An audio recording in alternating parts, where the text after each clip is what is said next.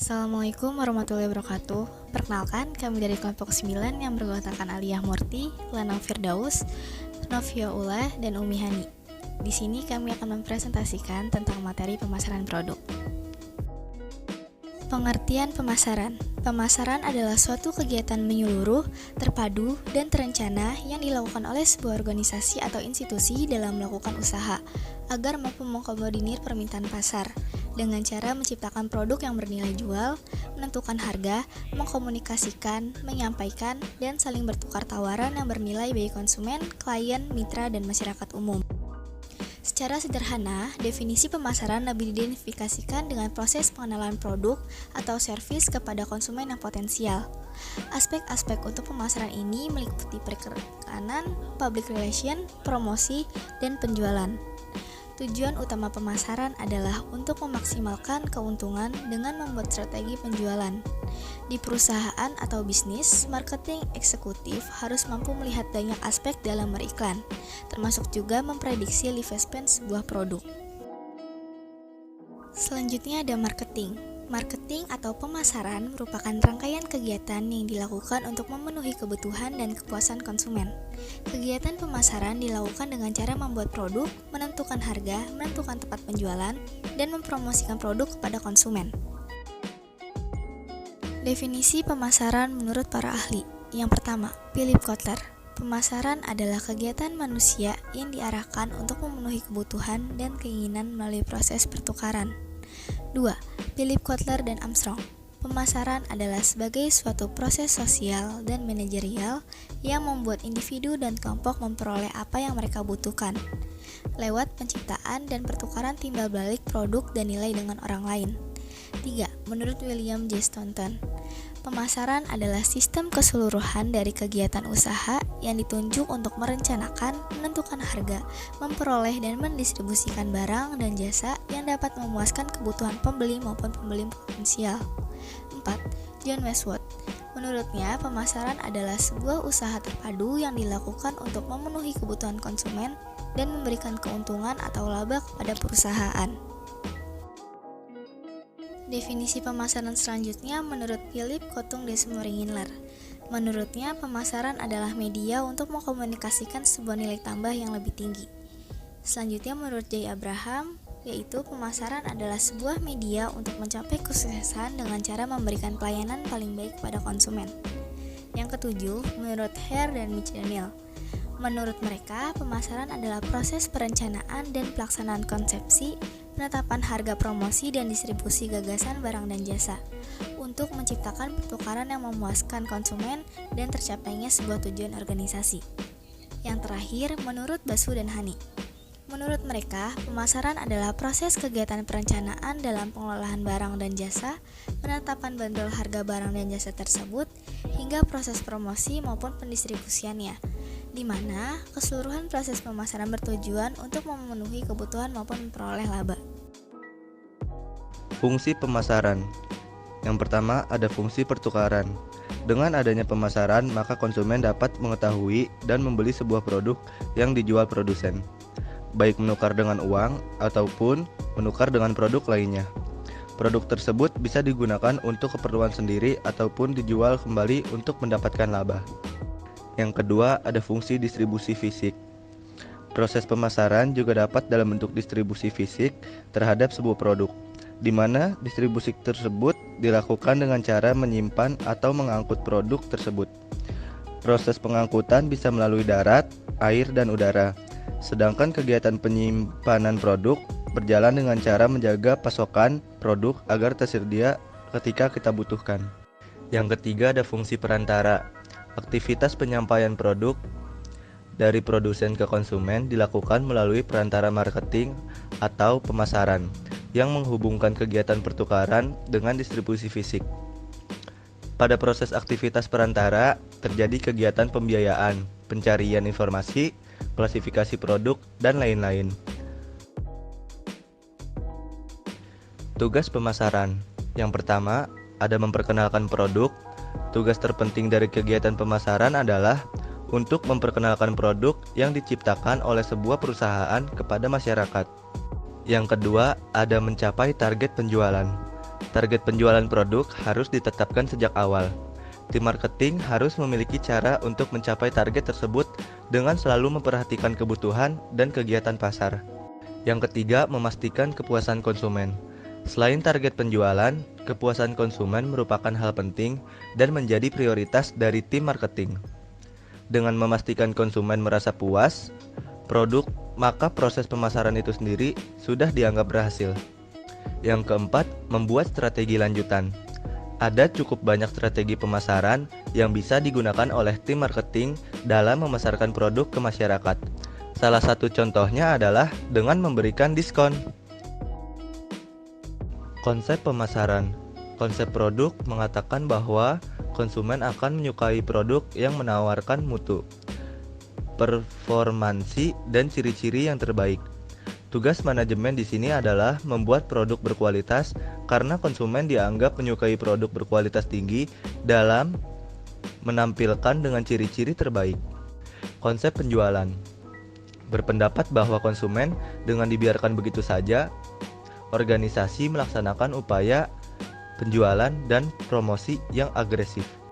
Konsep pemasaran sosial berpendapat bahwa tugas organisasi adalah menentukan kebutuhan, keinginan, dan kepentingan dasar sasaran serta memberikan kepuasan yang diharapkan dengan cara lebih efektif dan efisien daripada para pesaing dengan tetap melestarikan atau meningkatkan kesejahteraan konsumen dan masyarakat.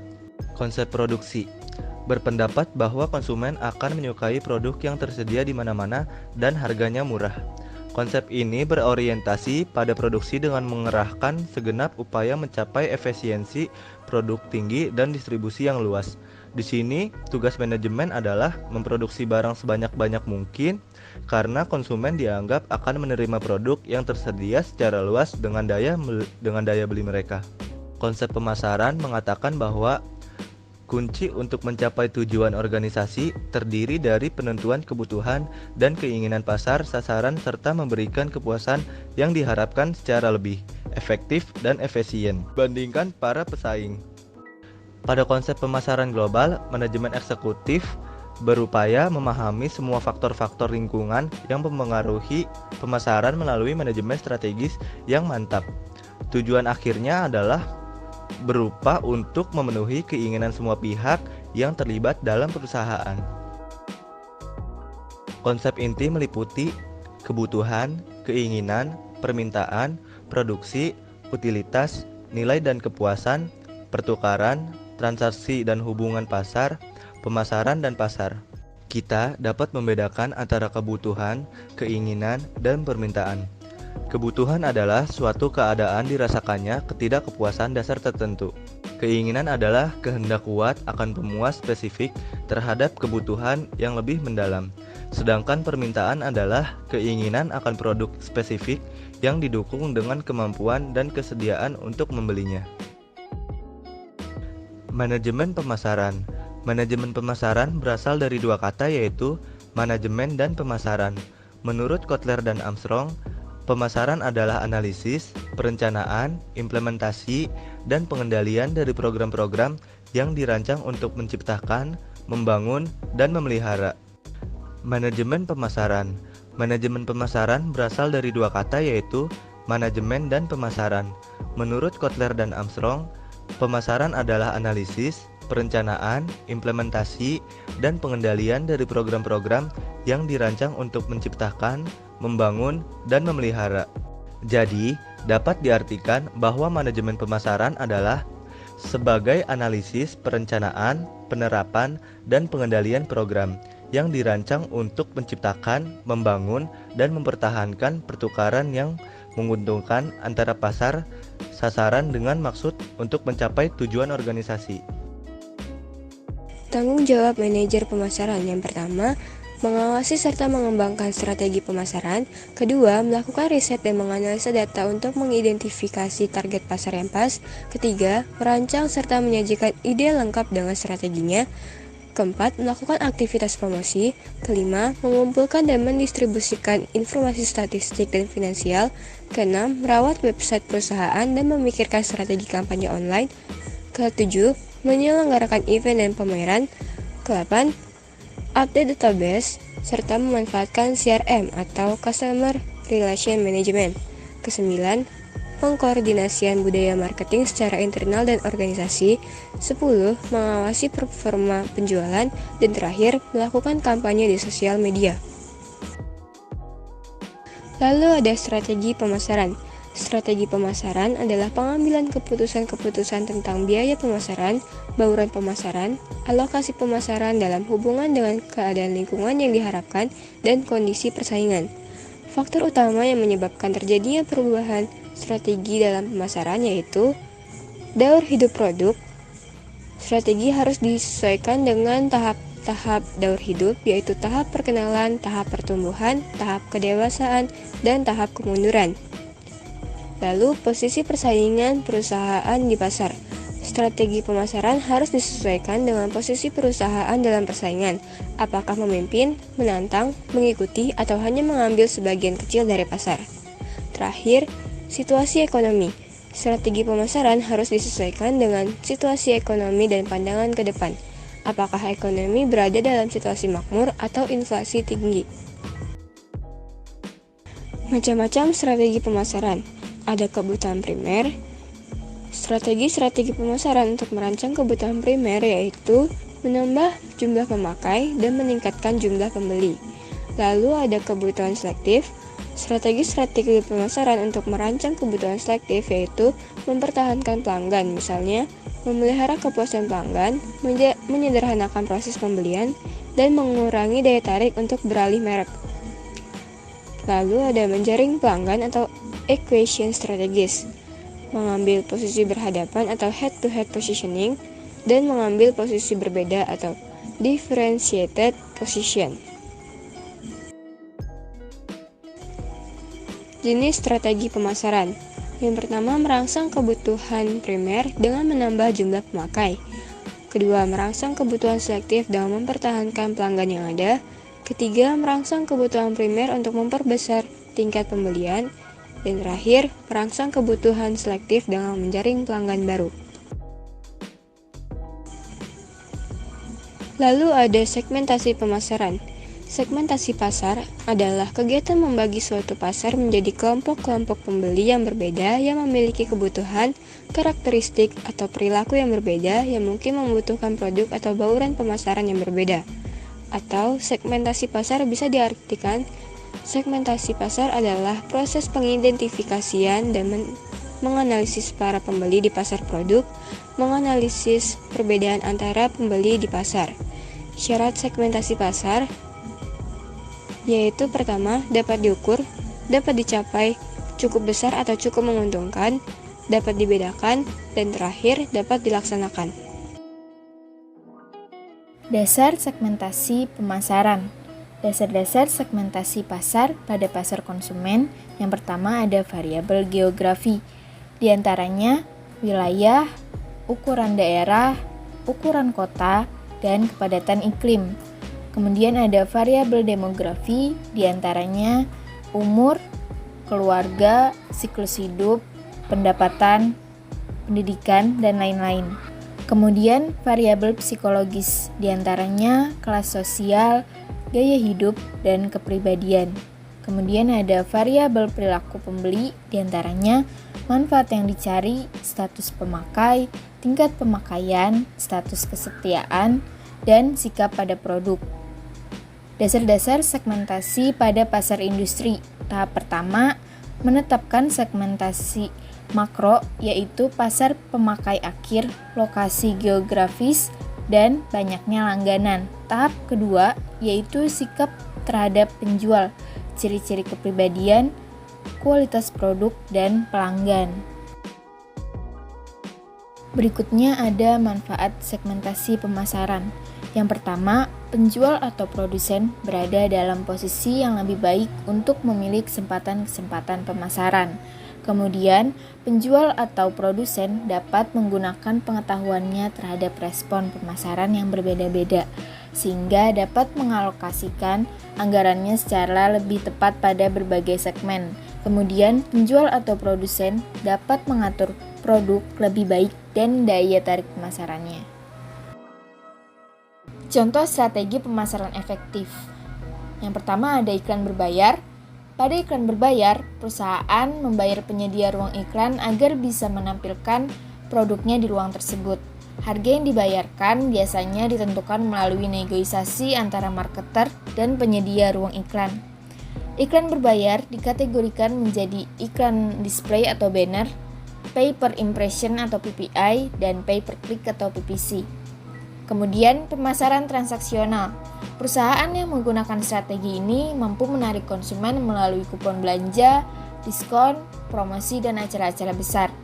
Kemudian ada pemasaran media sosial, berfokus pada penggunaan situs atau aplikasi social networking seperti Facebook, Instagram, atau sejenisnya. Kelebihan dari pemasaran ini yaitu mudah digunakan, irit biaya, bisa menyasar banyak target, dan cakupannya luas. Dengan begitu, perusahaan dapat membangun brand dalam waktu cepat. Kemudian, ada pemasaran interaktif. Adalah pemasaran yang melibatkan partisipasi konsumen dalam proses pemasarannya. Contoh, perusahaan dapat mencantumkan nama konsumen atau kostumisasi pada produk edisi terbatas. Kemudian ada pemasaran konten. Strategi ini berfokus untuk menciptakan serta mendistribusikan konten yang bernilai, relevan, dan konsisten guna menarik konsumen. Alih-alih melakukan penawaran langsung, perusahaan justru memberikan informasi yang dibutuhkan konsumen sehingga mereka tertarik. Kemudian ada Search Engine Optimization atau SEO, adalah proses memperoleh traffic dari hasil pencarian organik, editorial maupun bebas pada mesin pencari. SEO erat kaitannya dengan pemasaran konten. Konten yang memenuhi SEO akan menempati posisi teratas pada hasil pencarian. Jika hal itu terjadi, maka perusahaan akan mendapat traffic yang tinggi dan dapat meningkatkan brand awareness sehingga jumlah konsumen turut bertambah. Kemudian ada earned media atau public relation, merupakan publikasi yang bisa didapat dengan cara yang cenderung mudah seperti testimoni media sosial, pembicaraan dari mulut ke mulut, membicarakan produk melalui televisi, dan sebagainya. Earned media diperoleh secara cuma-cuma alias gratis. Kemudian ada inbound marketing, adalah strategi untuk menarik konsumen dengan membuat konten yang bernilai dan pengalaman yang disesuaikan dengan konsumen. Strategi ini dilakukan dengan mengembangkan hubungan bisnis jangka panjang dengan konsumen, calon konsumen, dan pelanggan. Kemudian ada telemarketing. Pemasaran ini menggunakan metode pemasaran langsung di mana seorang tenaga penjual menawarkan produk atau layanan melalui sambungan telepon atau konferensi web sesuai kesepakatan dengan calon pelanggan. Kemudian ada email marketing. Adalah pemasaran yang dilakukan marketer untuk mencapai tujuan pemasaran dengan mengirimkan email advertising kepada beberapa pelanggan yang menjadi target bisnis. Email marketing yang biasa digunakan seperti newsletter email, press release email, dan email transaksional. Kemudian ada program referral. Adalah strategi yang sangat memerlukan peran konsumen dengan mendorong mereka untuk memberitahu orang sekitar mereka tentang produk atau jasa tertentu. Kemudian ada conversational marketing, adalah strategi pemasaran yang mengandalkan percakapan. Percakapan ini berlangsung secara real time melalui chatbot atau live chat. Dengan strategi ini, konsumen atau calon konsumen dapat secara langsung mendapatkan informasi yang mereka inginkan, bertanya, dan melakukan transaksi secara cepat. Sekian presentasi pemasaran produk dari kelompok kami. Kurang lebihnya mohon maaf. Wassalamualaikum warahmatullahi wabarakatuh.